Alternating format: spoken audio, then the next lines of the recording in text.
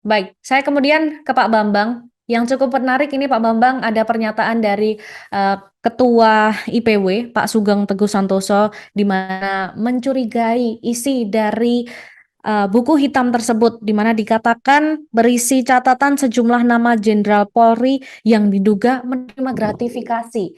Nah, melihat hal ini Pak Bambang, bagaimana pendapatnya? Silakan Pak Bambang. Ya, asumsi-asumsi seperti itu yang disampaikan Mas Sugeng ini tentunya masih asumsi ya, karena belum melihat apa fakta-fakta yang ada di dalam buku itu. Asumsi-asumsi seperti yang disampaikan Mas Sugeng ini atau asumsi-asumsi yang beredar di masyarakat itu sah-sah saja terjadi karena memang sejak awal kasus ini kan sudah menjadi tontonan yang menarik, menjadi sebuah panggung drama teatrikal gitu karena sejak awal sudah banyak rekayasa gitu.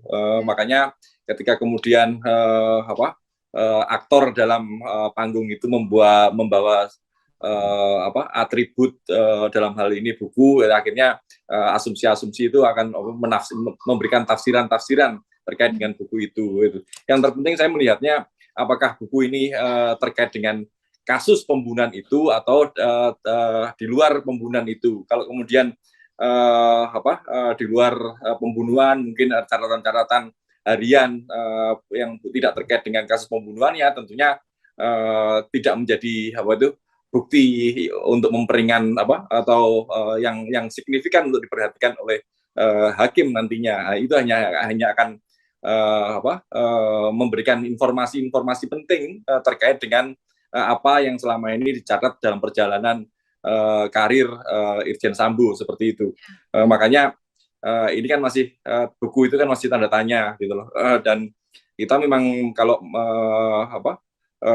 berasumsi atau memberikan tafsiran-tafsiran terkait dengan kasus ini atau mungkin dalam tafsiran terkait dengan buku itu apa yang ada di dalam buku itu ya banyak yang bisa ditafsirkan karena sejak awal kan tidak hanya terkait motif-motif, tidak hanya terkait motif asmara terkait pembunuhannya sendiri, tapi ada muncul motif ada konsorsium 303, kemudian berbagai hal yang terkait di tubuh kepolisian yang memberikan latar dalam kasus ini. Dan bagi Verdi Sambo ketika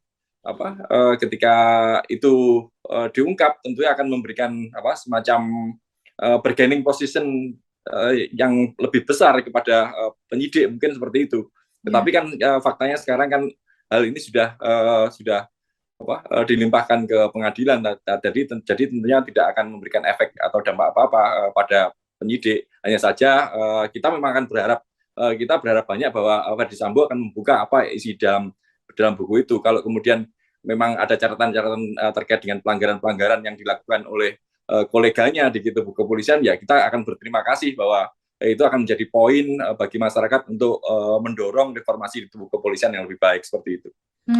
Baik Pak Bambang, tapi menurut pendapat dari Pak Bambang sendiri, menurut Pak Bambang apa sih Pak isi dari buku hitam Verdi Sambo itu? Menurut analisis Pak Bambang sendiri?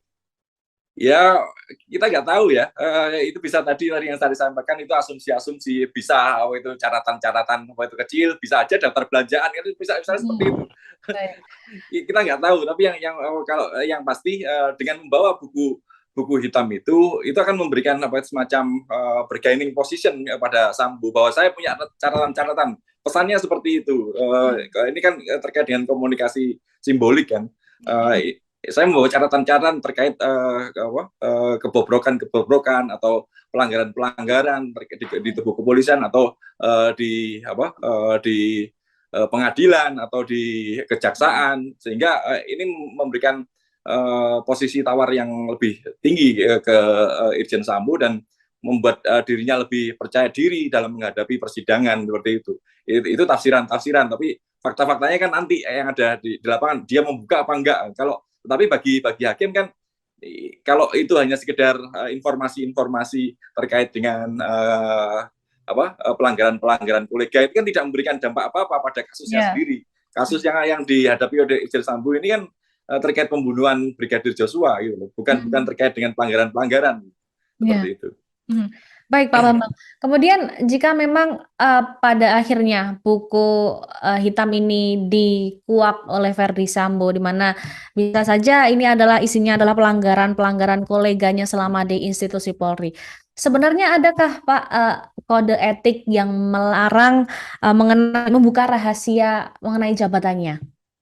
Ya, memang ada kode etik ya.